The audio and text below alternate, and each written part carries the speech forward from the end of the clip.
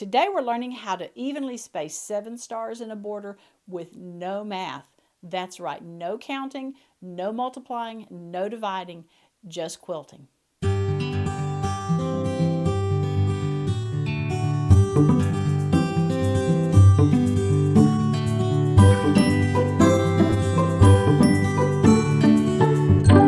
Hey guys, welcome back to Frances Quilts and to Free Motion Friday.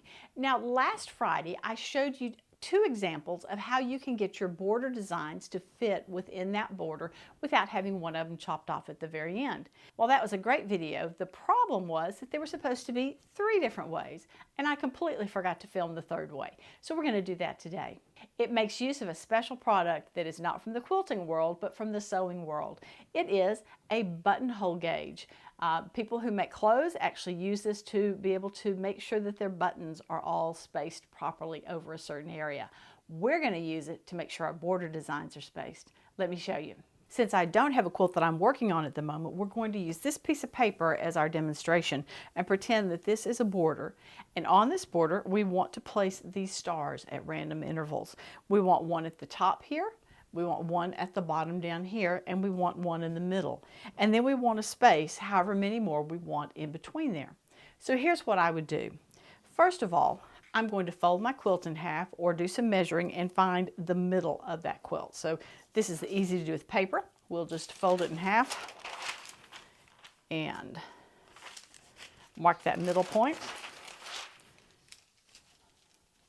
All right, so I'm going to say that there's going to be a star right here in the middle, right there. And for keeping things straight, I'm going to put the point right here on that mark and this opening down here on that mark as well. So I'm going to have a star right here. Okay, so tell you what, let's just put a mark rather than actually marking it. Let's just put a little mark right here, and so it's on that line right there. So this star is going to come in just like that. Now I know I also want a star at this end, so let's come down and let's place it where we want it to be. So like that. So I have one right here and right here, which means it's kind of right there. Again, we're not worrying about placing it in here. We're worrying about where it's going to be along here. So same thing. I'm going to come down here and I'm going to place one here.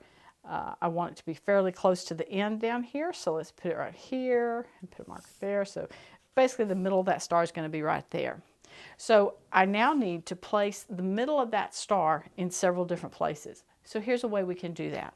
All right, now I'm going to bring in my buttonhole gauge and I'm going to open it up and spread it out, and I'm going to put one right here in the middle because this is where we want our first one here to be. And then let's just spread it out as far as it will go. Let's see.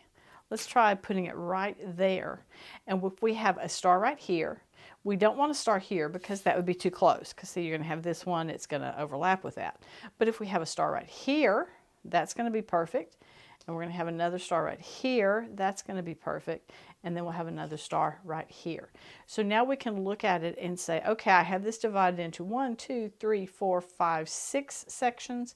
I know I want to have 2 extra stars in there. So I'm going to have 1, 2, I'm going to put a mark right here, 3, 4, a mark right here, 5, 6, and a mark right there. So now I would have a star that would be right here, another one right here, another one right here, and another one right there. Now if we leave this the way it is, but we move to the other end, we should have a very similar measurement here. So if I have put one mark right here, and I scoot this out, I may need to scoot it just a little bit because maybe I didn't get my piece divided exactly in half, but I should have the same thing. 1, 2, have a star right there, 3, 4, star right there, 5, 6. So now I can take that off, put it away, and I can see that I have marks of where all of my stars are going to go. So this is a super easy way to divide this area into a certain number of spaces by using this very simple and very cheap sewing tool. So it doesn't get much easier than that, does it? It is so nice to have a method like this that doesn't require a lot of math, but still allows you to space out those designs beautifully. I mean, I do a lot of math in my day job. The last thing I want to do is have to do a lot of adding and subtracting and multiplying and dividing when I'm in my studio. Now, one word of warning about buying these on Amazon. I bought one on Amazon, and while it's fine, it works okay, it doesn't collapse real easily. The first time I got it open, I thought I'd never get it collapsed back down. This is an older one that was given to me, and you can see it works beautifully. Oh, you just got to keep your fingers out of there when you're closing it down.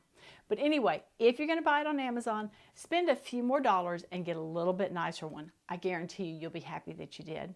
Well, this has been short and to the point, but the best tips don't require a lot of explanation. You can just learn them super fast and super easy.